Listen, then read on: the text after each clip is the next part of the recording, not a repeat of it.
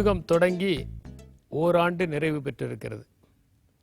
இப்போ நாம் ஒரு வருஷங்கிறது ரொம்ப சாதாரணமாக நினச்சிக்கிட்டு இருக்கோம்.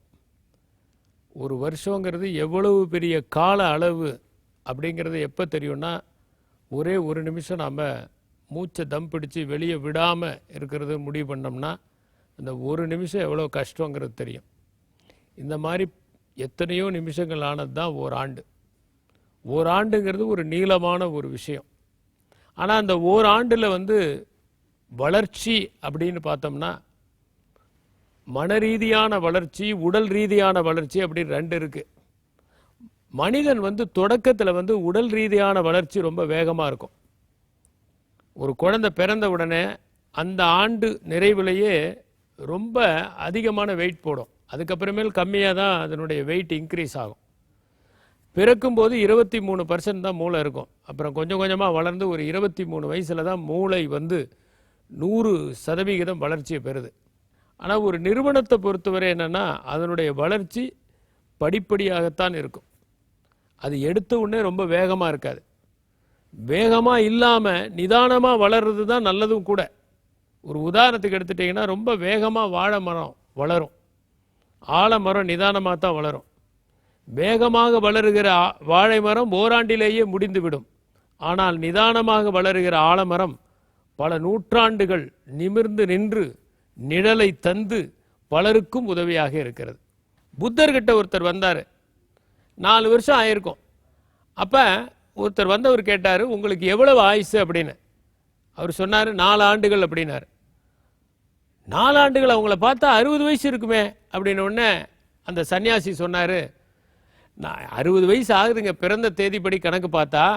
ஆனால் 4 ஆண்டு தான் நான் விழிப்புணர்வோடு வாழ்கிறேன். விழிப்புணர்வோடு வாழ்கிறது தானே என்னுடைய ஆயுசா சொல்ல முடியும். நான் தூக்க நிலையில் இருந்தது எப்படி ஆயுசா சொல்ல முடியும் அப்படின்னார். எமர்சன் கிட்ட ஒருத்தர் கேட்டார், உங்களுக்கு ஆயுசு எவ்வளவு அப்படின்னு. 360 அப்படின்னார். பார்த்தா உங்க வயசு 60 தான் இருக்கும் போல் இருக்கு அப்படின்னார். உண்மையான வயசு 60. ஆனால் ஒவ்வொரு ஆண்டுலையும் நான் 6 ஆண்டுகளை நிறைத்து அடைத்து செறிவாக வாழ்ந்திருக்கேன். அதனால தான் என்னுடைய ஆயுசு 360. ஏன்னா ஒவ்வொரு ஆண்டுலையும் அவ்வளவு காரியம் செஞ்சிருக்கேன்.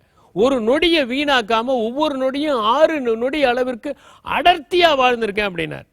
உலகத்தில் நிறைய பேர் இந்த மாதிரி அடர்த்தியா வாழ்ந்தவர்கள் இருந்திருக்காங்க. 33 வயசுல செத்து போனார் ஆதிசங்கரர். 39 வயசுல தன்னுடைய உடலை நீத்தார் விவேகானந்தர். 39 வயசுல பாரதியார் மறைந்து போனார். 25 வயசுல மகத்தான கவிதைகள் எழுதின கீட்ஸ் மறைந்து போனார். 29 வயசுல மிகப்பெரிய காவியங்களை எழுதி ஷேக்ஸ்பியருக்கே ஒரு ரைவல் பொயட் அப்படின்னு சொல்லக்கூடிய அளவுக்கு இருந்த கிறிஸ்டோபர் மார்லோ மறைந்து போனார். குறைவான ஆண்டுகளிலேயே மகத்தான சாதனைகளை மனித சமுதாயத்திற்கு வழங்கி இருக்கிறார்கள்.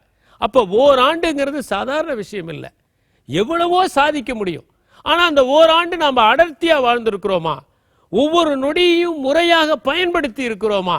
ஏதாவது புதிதாக கற்றுக்கொண்டு இருக்கிறோமா? இன்னைக்கு முடியும் போது இன்னைக்கு என்ன புதுசாக கற்றுக்கிட்டோம்? அப்படி கற்றுக்கிறதுக்கான வாய்ப்பை தான் புதுயுகம் வழங்குகிறது.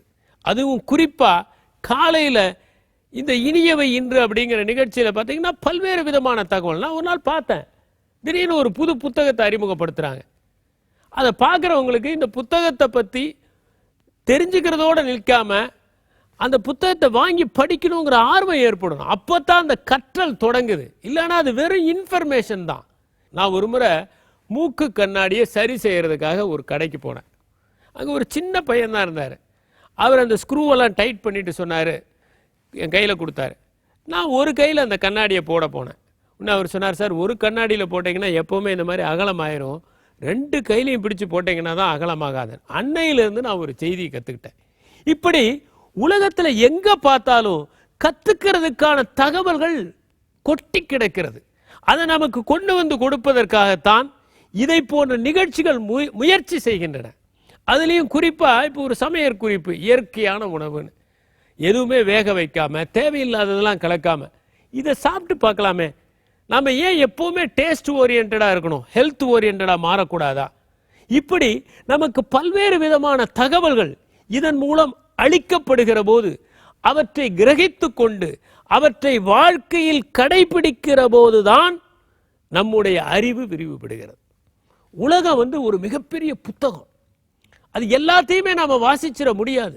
வாழ்நாள் முழுவதும் ஒருவன் கற்றால் கூட இந்த உலகத்தில் அறிவில் 1% கூட முழுமையாக அவனால் நுகர முடியாது. அதனால என்னன்னா, மிகப்பெரிய அறிஞர்கள், விஷயம் தெரிந்தவர்கள் அதையெல்லாம் சேகரிச்சுக்கிட்டு நம்ம கிட்ட சொல்றாங்க. அதை நாம் கடைபிடித்தால் அடுத்த ஆண்டுக்குள், இந்த ஆண்டு முடிந்து விட்டது, இந்த ஆண்டிலிருந்து நாம் தொடங்கி அடுத்த ஆண்டுக்குள் என்னென்ன செய்திகள் வருகின்றனவோ, என்னென்ன தகவல்கள் வருகின்றனவோ அவற்றையெல்லாம் அசைவோட்டு அவற்றை எப்படி நம் வாழ்க்கையோடு தொடர்பு படுத்தி நம்மை மேன்மைப்படுத்திக் கொள்வது, அப்படி யோசித்தால் நம் வாழ்க்கை மலரும். அந்த ஓராண்டு 100 ஆண்டுகளுக்கு சமமாக நம்முடைய அறிவை மேம்படுத்தும், நம்முடைய தெளிவை அதிகரிக்கும், நம்முடைய வாழ்க்கையை உயர்த்தும், நம் பண்பாட்டை மேம்படுத்தும். நன்றி, வணக்கம்.